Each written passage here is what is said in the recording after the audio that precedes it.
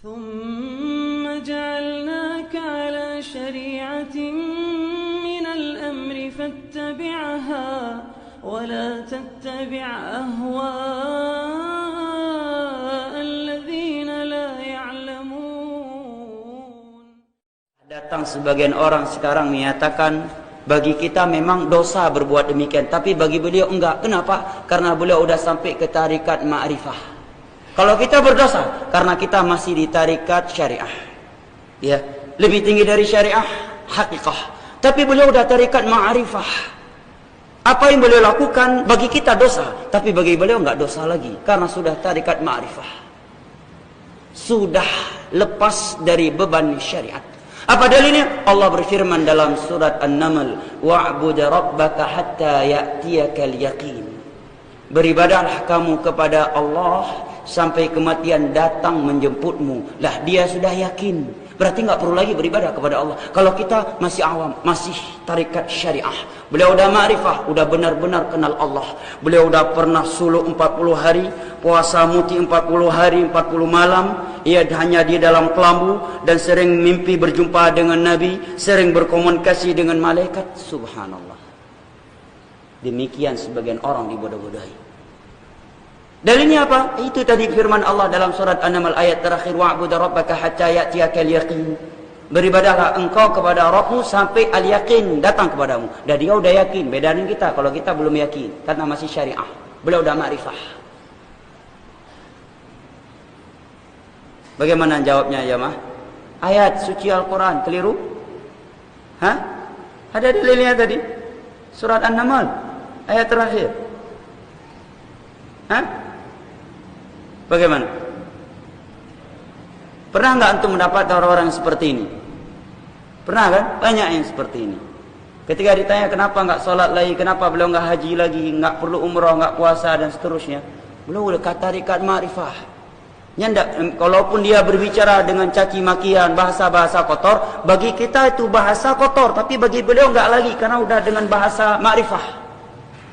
Bicaranya bukan lagi dengan bahasa syariah. Kalau kita masih dengan bahasa syariah, bingung nggak? Ya, bingung lah. Ya, bingung kita yang mendengarkan. Padahal kalau dia buka tafsir apa maksud al-yaqin pada ayat di atas tadi, jelaslah bahwa ini maksud al-yaqin di situ adalah kematian. Artinya tetaplah engkau beribadah kepada Allah, menjalankan perintah-perintahnya dan meninggalkan larangan-larangannya sampai kematian datang menjemputmu, baru tidak beribadah lagi.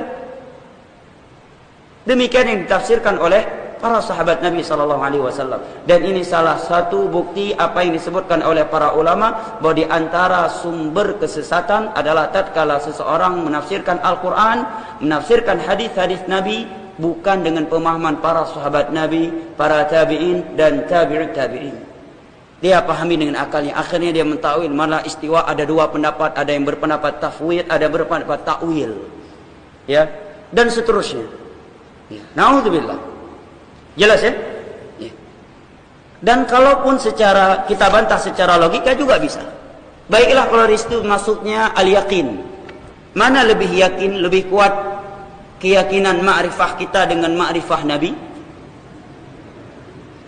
Mana lebih kuat ma'rifah ulama aulia sekarang dengan ma'rifah Abu Bakar, Umar, Uthman, Ali dan sahabat-sahabat yang lainnya?